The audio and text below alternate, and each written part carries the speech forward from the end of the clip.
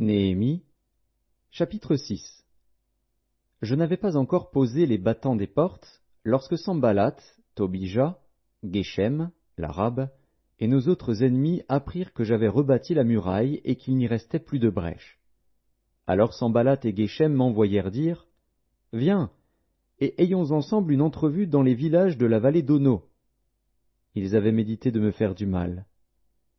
Je leur envoyai des messagers avec cette réponse. J'ai un grand ouvrage à exécuter, et je ne puis descendre. Le travail serait interrompu pendant que je quitterais pour aller vers vous. Ils m'adressèrent 4 fois la même demande, et je leur fis la même réponse. Sanballat m'envoya ce message une 5e fois par son serviteur, qui tenait à la main une lettre ouverte. Il y était écrit « Le bruit se répand parmi les nations, et Gashmu affirme que toi et les Juifs, vous pensez à vous révolter, et que c'est dans ce but que tu rebâtis la muraille. Tu vas, dit-on, devenir leur roi. Tu as même établi des prophètes pour te proclamer à Jérusalem roi de Juda. Et maintenant ces choses arriveront à la connaissance du roi. Viens donc, et consultons-nous ensemble. » Je fis répondre à Sanballat, « Ce que tu dis là n'est pas, c'est toi qui l'inventes. » Tous ces gens voulaient nous effrayer, et ils se disaient, « Ils perdront courage, et l'œuvre ne se fera pas. » Maintenant, ô Dieu, fortifie-moi. Je me rendis chez Shemaéja, fils de Delaja, fils de Méhétabil. Il s'était enfermé, et il dit, « Allons ensemble dans la maison de Dieu, au milieu du temple, et fermons les portes du temple, car ils viennent pour te tuer, et c'est pendant la nuit qu'ils viendront pour te tuer. » Je répondis, « Un homme comme moi prendre la fuite? Et quel homme tel que moi pourrait entrer dans le temple et vivre?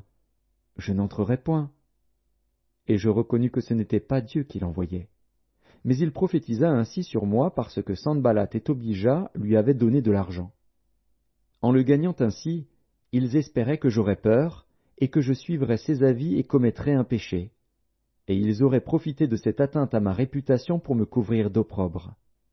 Souviens-toi, ô mon Dieu, de Tobija et de Sanballat et de leurs œuvres. Souviens-toi aussi de Noadia, la prophétesse, et des autres prophètes qui cherchaient à m'effrayer. La muraille fut achevée le 25e jour du mois d'Élul, en 52 jours. Lorsque tous nos ennemis l'apprirent, toutes les nations qui étaient autour de nous furent dans la crainte. Elles éprouvèrent une grande humiliation et reconnurent que l'œuvre s'était accomplie par la volonté de notre Dieu. Dans ce temps-là, il y avait aussi des grands de Juda qui adressaient fréquemment des lettres à Tobija et qui en recevaient de lui. Car plusieurs en Juda étaient liés à lui par serment, parce qu'il était gendre de Shekania, fils d'Arash, et que son fils Jochanan avait pris la fille de Meshulam, fils de Bérekia. Ils disaient même du bien de lui en ma présence, et ils lui rapportaient mes paroles. Tobija envoyait des lettres pour m'effrayer.